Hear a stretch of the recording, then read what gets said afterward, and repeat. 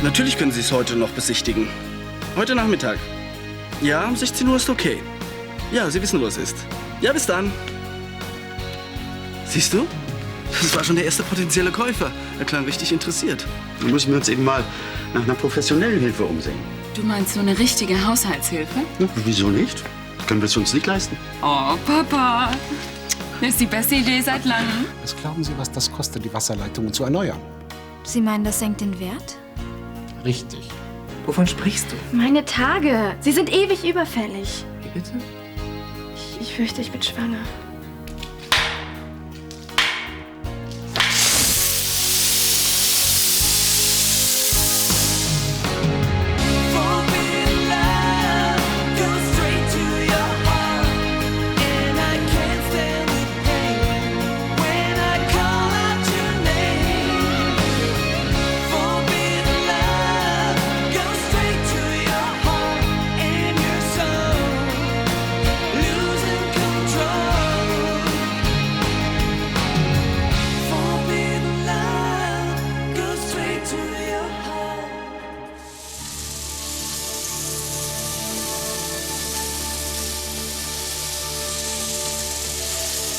Scheiße.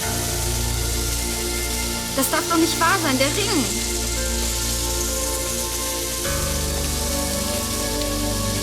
Scheiße.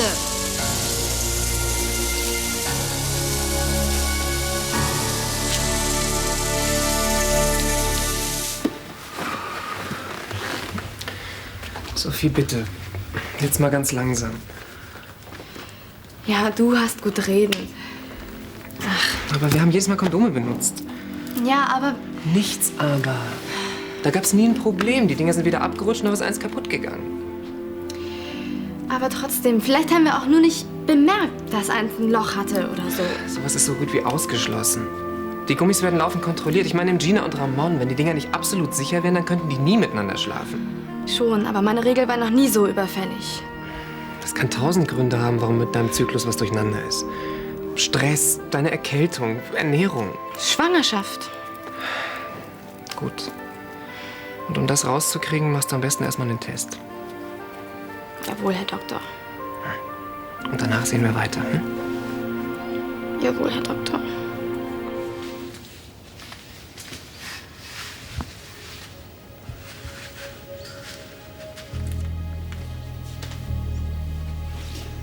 Tanja, wo steckst du? Moment, ich komme sofort. Oh, hier bist du. Sag mal, machst du deine Wäsche selbst? Clarissa, was machst du denn hier? Ach, ich hatte gerade eine Besprechung in der Nähe und ich dachte, vielleicht können wir noch ein Glas Wein zusammen trinken. Oder wolltest du etwa schon ins Bett? Du, um ehrlich zu sein, war es heute ein harter Tag und ich bin ziemlich müde. Naja, wenn man seine Wäsche auch selber machen muss. Nee, du kennst es doch, man kann sich heute nicht mehr aufs Personal verlassen. Dann wärst du nicht böse, wenn wir uns ein andermal auf ein Glas Wein zusammensetzen? Aber nein, ich bin schon weg. Aber das da würde ich besser in die Reinigung geben.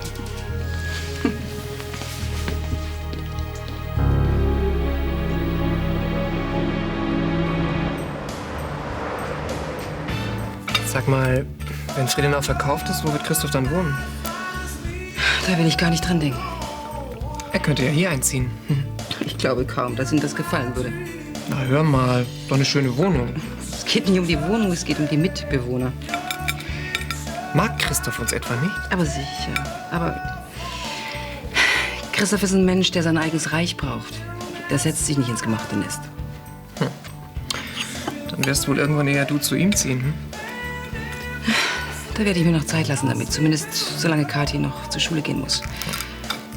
Aber dann irgendwann, ja, könnte ich mir das vorstellen. Wir wohnen zusammen. Ich werde nicht mehr arbeiten. Ich warte nur noch darauf, dass meine Kinder und Enkelchen vorbeikommen. Enkel? Hättest du denn gerne welche? Ja, schon. Irgendwann. Von dir werde ich wohl keine bekommen. Aber bei Kathi rechne ich schon ein bisschen damit. Irgendwann. Das dauert hoffentlich noch ein paar Jährchen.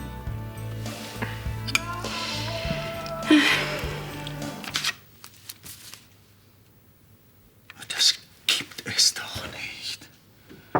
Ja. Marvin. Ah, Clarissa.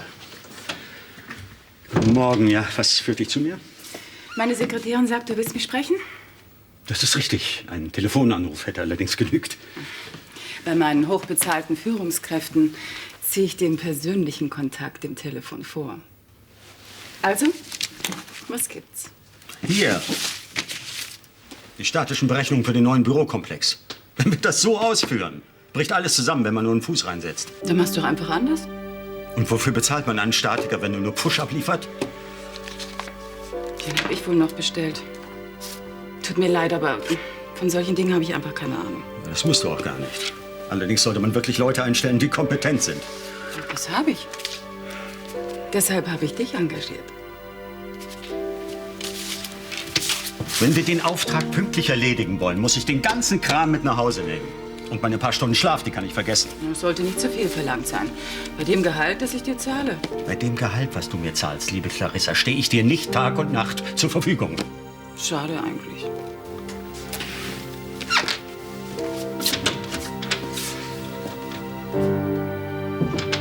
Das ist nicht so.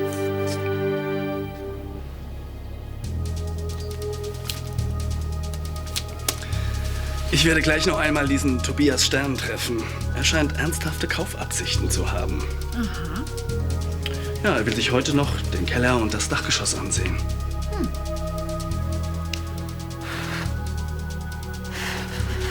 Ich verstehe zwar, dass du sauer bist, weil ich Friedenau verkaufen will. Aber das ist doch wohl noch lange kein Grund, gleich den Ehering abzulegen. Der Ring? Du, den habe ich vorhin im Bad abgelegt. Wahrscheinlich habe ich ihn dort vergessen. Na, dann ist ja gut. Ja, ich gehe dann mal. Viel Spaß.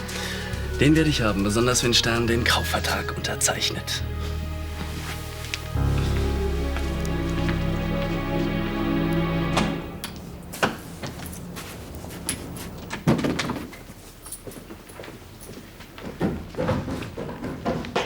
Oh, hallo Papa. Ich dachte, du bist im Büro. Ja, ich muss auch gleich wieder weiter. Ich wollte mir diese Unterlagen hier vorbeibringen. Wir haben vielleicht ein Chaos in den Berechnungen angestellt. Das wollte ich heute Abend durcharbeiten. Tja, Mein Gott, wie das hier aussieht. das müsste dringend mal wieder aufgeräumt werden. Ja, allerdings. Tu dir keinen Zwang an. Ich habe doch keine Zeit dafür. Ich auch nicht. Ich studiere, falls du es vergessen hast. Und was ist mit der Haushälterin, die wir einstellen wollen? Ja, dann engagier doch eine. Darum soll ich mich auch noch kümmern. Sieh doch einfach mal in die Zeitung. Ich könnte ja mal über die Jobvermittlung der Uni probieren. Eine Studentin, kann das gut gehen? Warum nicht? Sieh mich an. Also meinetwegen. Wenn ich dieses Chaos nur nicht länger ertragen muss. Also bis dann. Bis dann. Tja, das hätte ich ja schon mal ganz gut hingekriegt.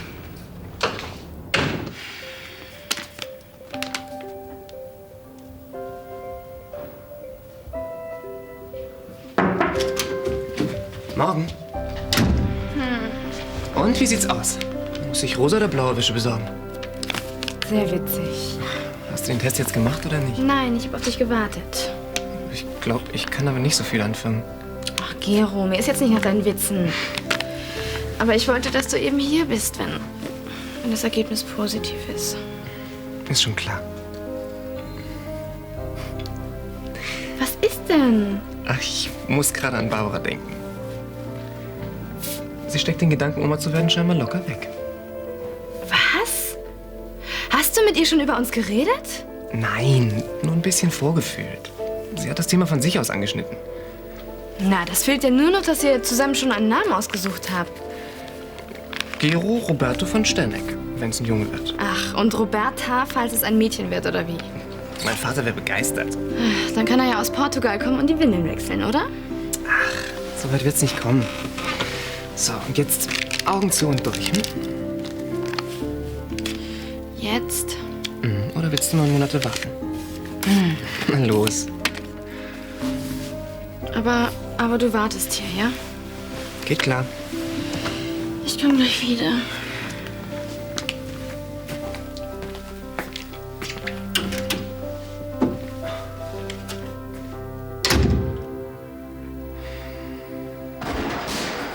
Ja? Wann könntest du denn kommen? Warum nicht? Klar.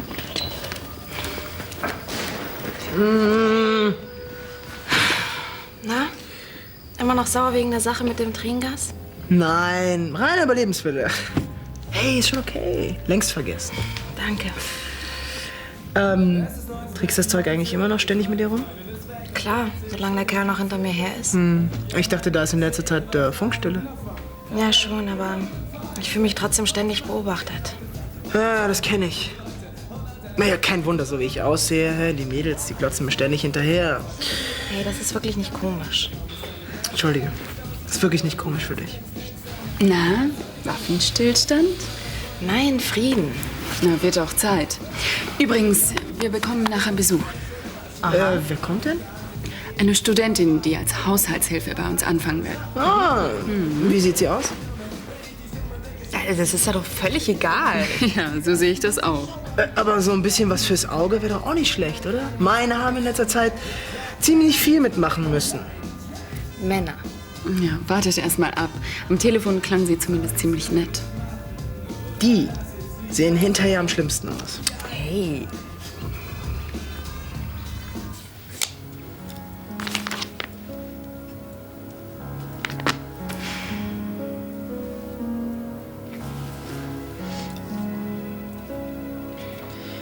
Und? Wie sieht's aus? Ich weiß nicht. Die Zeit ist noch nicht um. Diese Warterei macht mich irre. Keine Sorge. Beim ersten Mal sind alle werdenden Mütter etwas nervös. Bitte nicht den Schwangerschaftstest, das wäre schade drum. Jetzt reicht's mir aber. Wenn du glaubst, dass ich heute schon wieder die Kneipe alleine mache, dann hast du dich aber geschnitten. Komm gleich runter. Wenn sie nicht vorher in Mutterschaftsurlaub geht. Sag mal, ist das nicht Ein Beitrag zu Jugend forscht. Bist du etwa schwanger? Ich weiß nicht. Ich versuche es nämlich gerade herauszufinden, wie du siehst. Von wem? Na, wenn, dann denk ich doch mal von mir. Oder kommen da noch andere in Frage? Tja. Alles klar? Nee. Wir halten dich auf dem Laufenden. Und vielleicht sollte sie Patentante werden. Hm?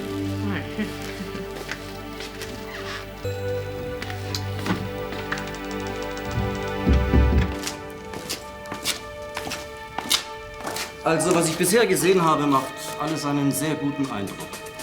Und wie ich Ihnen schon gesagt habe, die Keller sind in einem hervorragenden Zustand, gebaut für die Ewigkeit.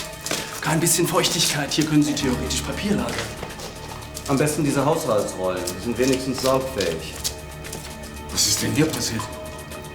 Wir müssen den Haupthahn absperren. Na los, wir müssen sehen, wo das Wasser herkommt. Du weißt genau, wo es herkommt. Wie, woher soll ich denn das wissen? Das wirst du mir büßen. Was ist denn los? Wo läuft er denn hin? Ich glaube, er kümmert sich um einen Installateur. Dieser Stern, es ist merkwürdig, dass sich ausgerechnet so ein Typ für Friedenau interessiert. Wieso? Ich habe ihn eher so in Richtung Luxuswohnung mit Whirlpool eingeschätzt. Vielleicht überlegt er sich ja noch mal anders und springt ab. Das glaube ich nicht. Dafür war das Interesse zu groß. Was ist denn eigentlich aus Ihrem Besuch bei Clarissa geworden?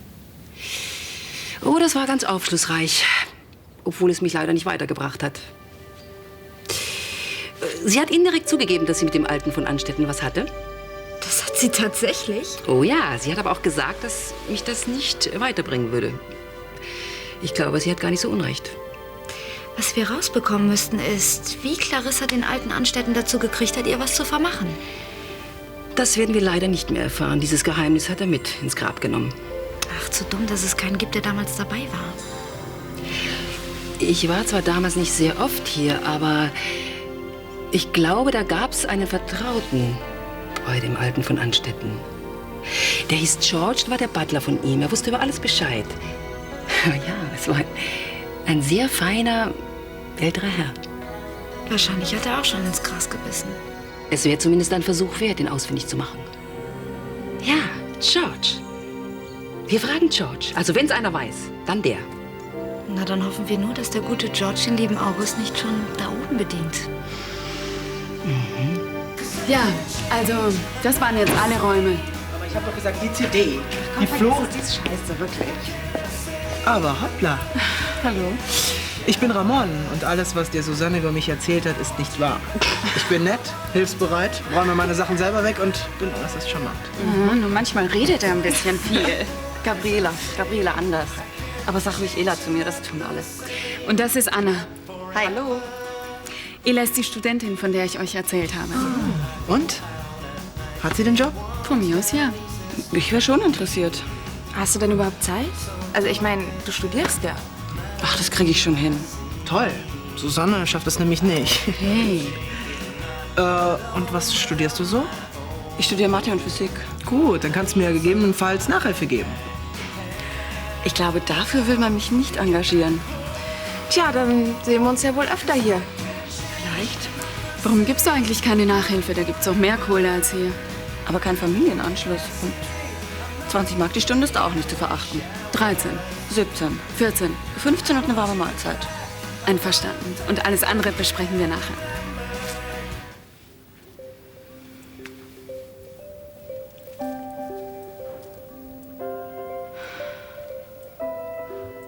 Es verfärbt sich nicht. Das bedeutet? Das bedeutet nicht schwanger. Na, siehste. Oh Gott. Oh Mann. Sag mal, wie zuverlässig ist denn so ein Test? Das werden wir in 9 Monaten genau wissen. Nein, die Dinge sind genauso sicher wie ein Kondom. Aber wenn ich nicht schwanger bin, warum zum Teufel kriege ich meine Tage nicht? Ich habe doch schon gesagt, es kann 1000 Gründe haben. Am besten, du gehst zum Arzt. Wofür habe ich denn eigentlich dich?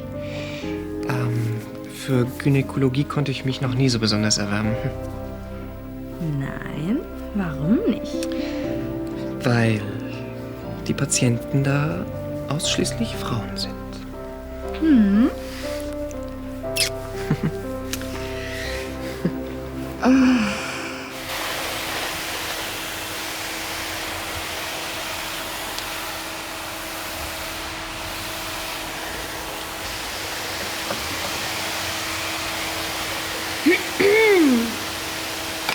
Ist was? Falls ich es vergessen habe, mein Vater sieht es nicht gerne, wenn jemand seine Unterlagen durcheinander bringt. Da ist nicht mehr viel durcheinander zu bringen. Das ist allein seine Sache. Ich meine nur, weil in den Berechnungen, da stimmt's hinten und vorne nicht. Ja, das kann ja sein. Aber du bist hier nicht als wissenschaftliche Assistentin, sondern als Haushaltshilfe beschäftigt. Aber ich könnte... Kein Aber. Außerdem will mein Vater die Sachen heute noch mal durchrechnen. Das sollte er auch. Besonders hier an dieser Stelle. Mhm. Und hier an dieser Stelle müsste noch mal dringend gesaugt werden.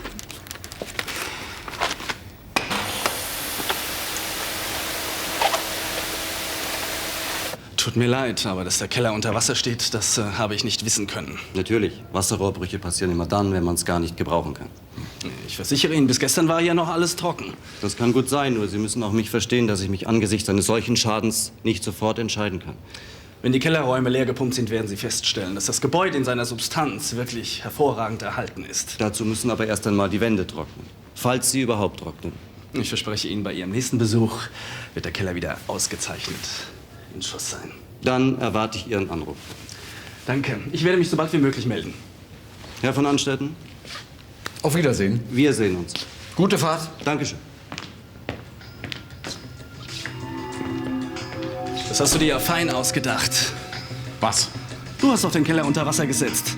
Das hast du mit Absicht getan, damit der Käufer abspringt. Warum sollte ich mir selbst schaden wollen? Um den Verkauf von Friedenau zu verhindern, würdest du doch noch ganz andere Dinge tun. Der Gutachter hat doch auf das marode Rohr hingewiesen. Hast du das vergessen? Aha, und ausgerechnet einen Tag vor der Besichtigung durch einen potenziellen Käufer platzt das Rohr. Ja, das ist ein dummer Zufall, aber sowas kann doch passieren. Ah, Zufall? Für wie bescheuert hältst du mich eigentlich? Das ist genauso wenig ein Zufall wie die Briefe oder das Testament. Du hast es getan. Und du hast ein Problem. Hier.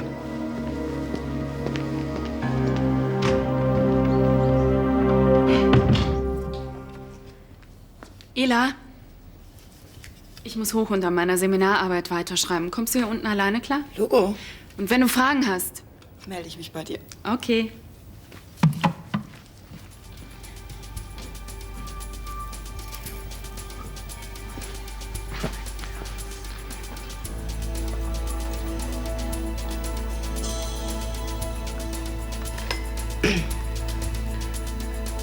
So, dann wollen wir mal.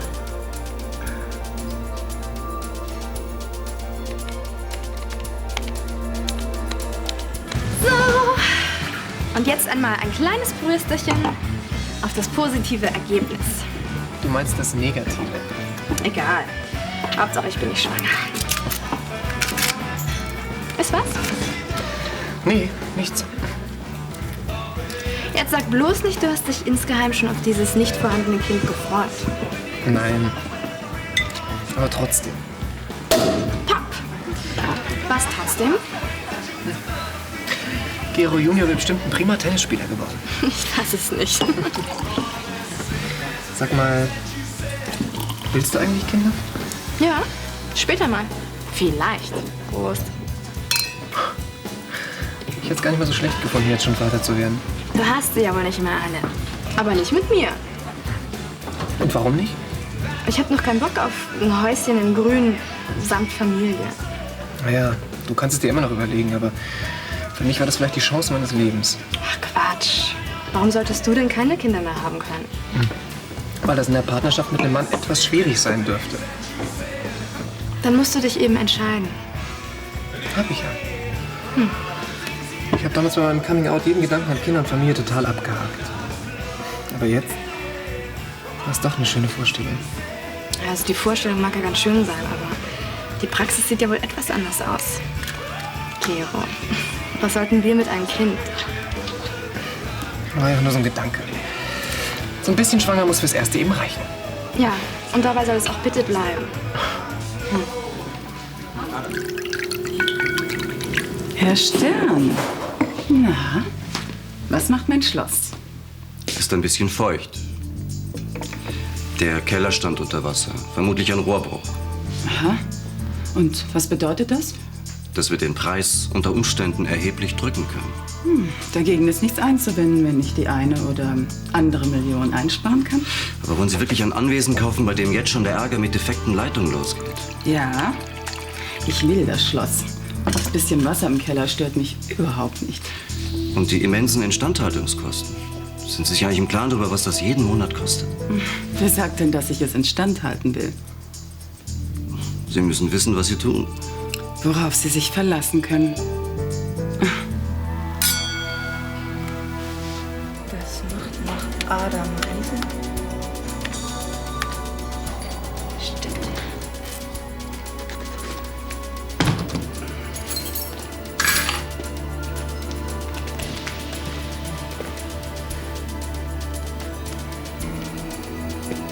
Was machen Sie da? Wer sind Sie?